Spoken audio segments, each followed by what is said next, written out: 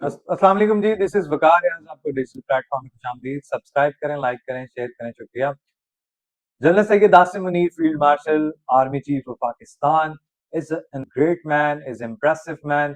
ये सब वर्ड हमारे लिए छोटे हैं क्योंकि फील्ड मार्शल हमारे लिए बड़ा बड़ा लफ्ज है। लेकिन ये कहना अमेरिका का, और जो कि किसी की तारीफ नहीं करता, और वो भी डोनाल्ड ट्रंप, तो आप समझदार हैं कि फिर इसका मतलब है कि वो शख्स ने नाखून ने जिसको चबवाए हैं, जिसने इस बात पे मजबूर किया कि वो घुटने टेके और वो ट्रंप के कदमों में जाके गिरे कि पाकिस्तान से खुदारा हमें बचा लो।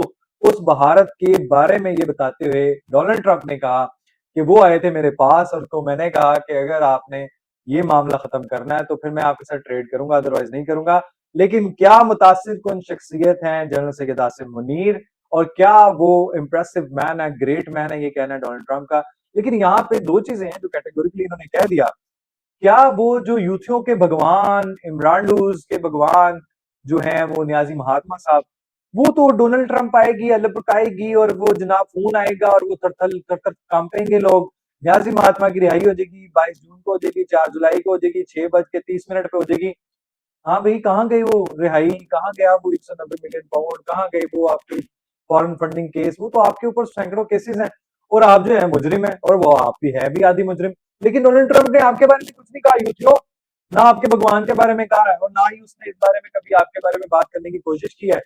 अच्छा, मैं कितने दिन से यही कह रहा था, पाक भारत की जंग में भी सबसे पहले मैंने आपको बोला था, ये मेरी एक नाकिस राय थी, लेकिन वो सही साबित हुई। एक आम शख्स जो कि अभी तालिब इल्म है, मेरी अंडरस्टैंडिंग ये कहती थी कि भारत को पाकिस्तान से अमेरिका ने बचाया है। ये नहीं है कि कुछ जंग बंदी कराई है, वो क्रेडिट जरूर ले, वो जरूर नोबेल प्राइज के लिए जो है ना, वो अपने आप को वो पेश कर रहा है, ठीक है, अच्छी बात है। लेकिन यही चीज अपने मुंह से उसने नेटो कॉन्फ्रेंस में मान ली है, जहां पे आर्मी चीफ की तारीफ की है, वहां पे बोला है कि मैंने इसराइल को बचाया है, इसराइल बुरी तरह मार खा रहा था, ईरान बहादुरी से लड़ा है और वो कायम रहा, डटा रहा है, उसकी तारीफ हुई है। इसीलिए अल्लाह ने हमें दो मालिक को जो है वो फतह से नवाजा है। लेकिन इसके पीछे जो है अवाम थी, उसके पीछे हमारी यंग जनरेशन थी, उसके पीछे फौज थी जो डट के खड़ी रही। लेकिन युद्धियों के भगवान के लिए उन्होंने कुछ नहीं बोला। लेकिन यही शख्स अगर इसराइल के प्राइम मिनिस्टर के लिए बोल सकता है कि जनाब उसको करप्शन के केसेस में बुलवाएं ना, उसका ट्रायल ना करें, उसे माफ कर दिया जाए, तो वो न्याजी महात्मा के लिए भी कह देता कि वो करप्ट है, फॉरेन फंडिंग खाई है, जकात चोर है, 190 मिलियन पाउंड अलकायदा ट्रस्ट है, ममनुआ फंडिंग है, और जनाब उसने क्या क्या नहीं जुर्म किया, घड़ी चोरी की है, तोशा खाना खाया है, और उसने जनाब असेंबली तोड़ी, तो कह देता इतने गुनाह कांड किए हैं तो कोई बात नहीं, इसको माफ कर दें। नहीं कहा तो यूथियों तुम्हें मुबारक हो। अब रही बात पाकिस्तान के लिए एक एजाज की बात होने जा रही है कि पाकिस्तान जो यूनाइटेड नेशन सलामती कौंसिल का जो है वो प्रेसिडेंटशिप जो है वो सदर बनने जो है वो उससे संभालने को तैयार हो रहा है, और जुलाई में जो है वासिम इफ्तिखार साहब जो है मुस्तकिल मंदूब हैं, वो अपनी जिम्मेदारियां संभालेंगे। अब यहाँ पे 190 मिलियन पाउंड का जिक्र है तो मैं वो भी बता दूं कि वो गुजरा बीबी और न्याजी महात्मा साहब की जो सजा मोतली की दरख्वास्त थी वो भी ऐसे ही चल रही है। डोगर साहब ने जनाब सलमान सफदर को अच्छी तरह जनाब झाड़ा है और अच्छी तरह उनको दुर्गत बनाई है उनकी, कि जनाब तुम मेरे ऊपर क्या प्रेशर डाल रहे हो, वकील ला के, तो हम इस प्रेशर में नहीं आते। तो नया प्रोसिक्यूटर की सजा मंजूर हुई है और अभी जरा उनको वक्त मिल गया है। अब गंडापुर साहब जो है वो तफसीलात दे रहे हैं, ताबीले पेश कर रहे हैं, जस्टिफिकेशन दे रहे हैं। जनाब कोई ऐसी गठजोड़ नहीं है, कोई ग्रुपिज्म नहीं है, अलीमा खान से कोई मसला नहीं है, खान साहब कहेंगे कल असेंबली तोड़ दूंगा। ये सारी वो चीजें हैं जो आपको पता है कि आपको वजाहतें देनी पड़ती हैं। खैर, जो अच्छी चीज हुई है कि भारत को फिर भूख दिखानी पड़ी है, फिर जो है वो जिल्लत रसवाई का सामना है, और वो इसका मुकद्दर ही रहेगी। चीन में जो शंघाई ताउन तंजीम है उसमें भारत की दुर्गत बनाई है। चीन ने बिल वास्ता बकायदा जो है वो इस बात पे इनको ऐलान किया है कि जनाब जो भारत है वो बलोचिस्तान में दहशतगर्दी का जो है वो बदअमनी का दहशतगर्दी में मुलव्वस है, और उसी का सबसे बड़ा मसला है कि ये उसका भयानक चेहरा है। तो वो प्रॉक्सीज है, हमने भी क्रैकडाउन स्टार्ट किया हुआ है, ये खबर थी मेरी, मैंने पहले भी आपको बताया था कि आप दुर्गत बना रहे हैं, चुन चुन के मार रहे हैं। और यही इनका मुकद्दर है कि जो ये गद्दार है, मुल्क दुश्मन है, जो सलामती के जनाब खिलाफ है हमारी, और जो हमारे मुल्क में रहते हैं प्रॉक्सीज इस्तेमाल, सब पे क्रैकडाउन हो रहा है, और पाकिस्तान में किसी गद्दार के लिए जगह नहीं है। इसीलिए जो BYC, ये PTI जैसे गद्दार, ये सारे जो है मंजूर पिस्टिंग, ये सारे, इनके लिए कोई जगह नहीं है। ये अपने अपने मुल्क में जाना चाहते हैं, वहां दफा हो जाए।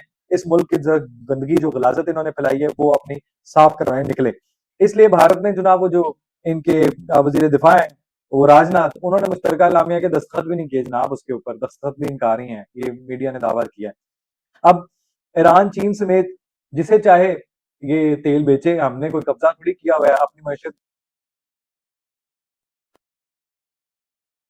का इनके साथ मुआहदे भी होंगे, इनके साथ मुज़ाकरात होंगे। ईरान जो है वो बहादुरी से लड़ा, ये तारीफ़ भी की है। ये जनाब बचाया नेटो कॉन्फ्रेंस से इन्होंने ख़िताब में ये बातें की हैं। अच्छा, मैं वो बताता हूँ कि अभी तक जो सीआईए की इंटेलिजेंस रिपोर्ट के मुताबिक कह रहे हैं, जो सीआईए के चीफ का कहना है, डायरेक्टर ऑफ नेशनल इंटेलिजेंस का कहना है, ये जो सीएनएन की जो रिपोर्ट है वो हक़ाइक़ में मबनी नहीं है, इनकारी है। ये भी वही है वज़ाहतें गंडापुर साहब की तरह। ये जनाब नहीं, ऐसा नहीं हुआ, इनको हमने मुकम्मल बर्बाद कर दिया, सारा साल पीछे चले गए हैं। मैं आपको अभी भी बता दूँ, आईएईए का भी यही कहना है कि ये सही नहीं है, क्योंकि वहाँ से ऐसी कोई जो है वो वेबसाइट्स जो है नफसूदगी का कोई ऐसा अखराज नहीं, नुक्स नहीं है और ऐसा कोई मामला नहीं हुआ। इसलिए दाखिली और खारजी रास्ते ज़रूर जो है वो मुतासिर हुए होंगे। लेकिन प्रोग्राम जो है ना इनका बढ़ गया है, अमेरिका का, जो बड़ा अपने आप को बहादुर समझ के जनाब हमला करके आए और ये समझ रहे हैं टारगेट अचीव कर लिया, ऐसा नहीं है।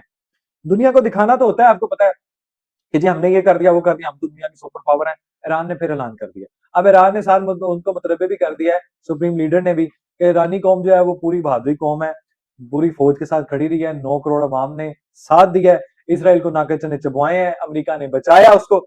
यही मैं कहता हूँ हमेशा से, मैं कह रहा हूँ भारत को भी बचाया है, इसराइल को भी बचाया, दोनों को मार पड़ रही थी, दोनों को नाके चने चबवाए, दोनों को मुंह तोड़ जवाब मिला है, दोनों की बर्बादी हुई, दोनों को हमने मलिया मेट कर देना था, अमेरिका ने आके जनाब इंटरफेयर करके बचा लिया। तो ये जो कोई क्रेडिट क्रेडिट के लिए मैं हक में नहीं हूँ, ना उसको क्रेडिट मिलना चाहिए। हाँ, वो जरूर मुतलाशी है उसका नोबेल प्राइज का, जो कि शायद उसको मिल भी जाए, लेकिन अभी कुछ ऐसा दिखाई नहीं दे रहा। रही बात अगली आपकी जो आपके 24 दिसंबर को 2023 को आपको पार्टी नहीं माना गया था पीटीआई को, तो मखसूस नशिस्तें कैसे मिल जाएंगी? तो ये फैसला पहले गलत था, अब इसको दुरुस्ती कर लेनी चाहिए, जो मेरी अपनी नाकिस राय है।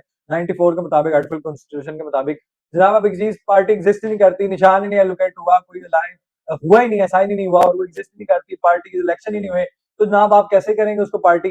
जरदारी साहब से एक इंटरव्यू में जनाब एक बार कहा गया था कि आपको पीटीआई से कोई खौफ, का डर, कोई आपका मुकाबला या कोई फलां या कोई इसके बारे में तासर, तो उन्होंने कहा था यार आप पीटीआई को पार्टी मानते होंगे, हम तो नहीं मानते। तो मैं तो यही कह रहा हूँ जरदारी साहब के बारे में, यही बात है, मैं भी यही कहूंगा कि जनाब वो पार्टी है ही नहीं, आप पार्टी मानते होंगे पीटीआई को, हम तो नहीं मानते। तो यही मैं कहता हूँ कि इनका कोई भी जनाब नहीं है, पार्टी तो ये है ही नहीं, ये एक दहशतगर्द है। ये जो इनकी रिपोर्टेडली हरकतें 9 मई है, 26 नवंबर है, 5 अक्टूबर है, इन्होंने जो जमान पार्क में किया, जो इन्होंने इस्लामाबाद में किया, जो जुडिशियल कम्प्लेक्स में किया, जो इन्होंने श्रीलंका की धमकी दी, जो इन्होंने तकसीम की धमकी दी, जो इन्होंने जीएचक्यू पे हमला हुए, जो इन्होंने मुख्तलिफ जो है वो तनसीबात पे हमला किया, ये सारी इनसे भूले किसी को नहीं है। अब रही बात जनाब ईरानी जोहरी तनसीबात से मुतल्लिक दस्तावेज की, कहते हैं जी खोज रहे हैं, सुराग लगा लेंगे कि किसने लीक किया है। एक तरफ कहते हैं कि जनाब है ही कुछ नहीं, दूसरी तरफ उस पॉइंट्स को ढूंढ रहे हैं कि ये किसने लीक किया है। अब रही बात मखसूस जो है, वो खसूसी जो मशीर है जिसने कहा है स्टीव ने कि जनाब वो कुछ ऐसे ममालिक तस्लीम करेंगे इसराइल को जिनका आपके बस ज़हनो गुमान में भी नहीं है, बल्कि आप यानी कि उस पे सोच भी नहीं सकते, जिनका आप तसव्वुर भी नहीं कर सकते। तो ये तहलका खेज दावा जो है ना, ये पहले बहरीन, मराकश, यूएई और सूडान ने तस्लीम किया हुआ है। अब मुझे समझ नहीं आती, इस्लाम रियासती इस्लामी मुमालिक में इनको ऐसी कौन सी जो है वो चीज थी जो इनको वहां पे ढूंढ के निकल गई। इसराइल जिसको यूनाइटेड, ये जो यूके वालों ने बसाया था फलस्तीन में, तो क्या वो पहले चीज ठीक थी जो एडोल्फ हिटलर कहता था कि मैं ऐसी जो है ना वो कौम छोड़ के जा रहा हूँ, दुनिया को बताएगी कि फिर वो कितने, ये दुनिया के लिए सलामती के लिए, दुनिया की सलामती के लिए खतरा है इसराइल, इसलिए इसको मिट होना चाहिए। अब ईरानी जो है वो जो जोहरी तनसीबात मेरे मुताबिक, जो अपनी अंडरस्टैंडिंग है, जो इन्फॉर्मेशन है, जो अपनी एनालिसिस है, उनको कुछ नहीं है, वो प्रोग्राम जारी रखेंगे और ये मजीद जो है वो उनको वार्न कर रहे हैं और वो कर देंगे और वो अपना ये दिफाई हक इस्तेमाल कर सकते हैं। यूएस को भी उन्होंने टारगेट बनाया हुआ है कि अगर यूएस ने ऐसा किया, नो डाउट के कई बार कहा जा रहा है कि ईरान ने जनाब वो गद्दारी की कि जनाब फलस्तीन के जो सीज फायर में तो उसमें फिर लिखवाते, लेकिन डोनाल्ड ट्रंप क्योंकि वो क्रेडिट लेता है और लेना है, तो इसलिए जो